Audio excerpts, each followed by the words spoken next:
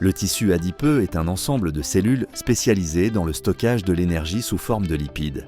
Mais il va bien au-delà d'une simple réserve énergétique. Il agit comme un organe endocrinien actif, impliqué dans des fonctions métaboliques, thermorégulatrices et protectrices. Il existe deux types principaux, le tissu adipeux blanc, prédominant chez l'adulte, et le brun, thermogénique et plus fréquent chez le nouveau-né. Ce tissu joue également un rôle clé dans l'obésité, aujourd'hui considérée comme une maladie chronique d'origine multifactorielle liée aux maladies cardiovasculaires, au diabète de type 2 et à certains types de cancers. Au cours du développement embryonnaire, le tissu adipeux provient du mésoderme, commençant à se former au deuxième trimestre et se différenciant complètement vers le 8e mois. L'adipocyte mature se caractérise par une grande vacuole lipidique, une forme arrondie et un noyau périphérique. Selon sa localisation et sa fonction, on distingue des variantes comme la graisse sous-cutanée, viscérale, brune, de la moelle osseuse, mammaire et de soutien mécanique. Il existe également des différences morphologiques et fonctionnelles entre les sexes. Les hommes ont tendance à accumuler de la graisse de manière androïde,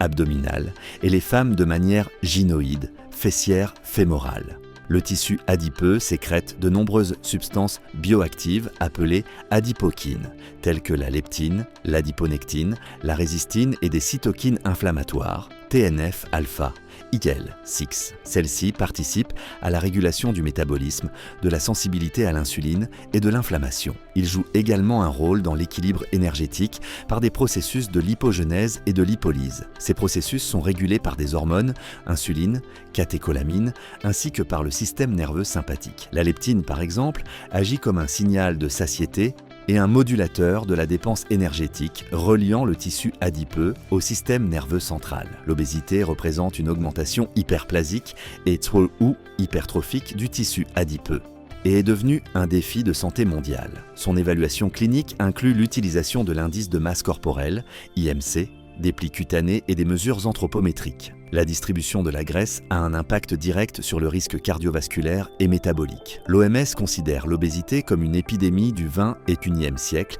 avec des chiffres alarmants chez les adultes comme chez les enfants. Une approche médicale de ce tissu permet de prévenir les comorbidités associées et de concevoir des stratégies thérapeutiques efficaces, incluant des interventions médico-esthétiques, nutritionnelles et comportementales.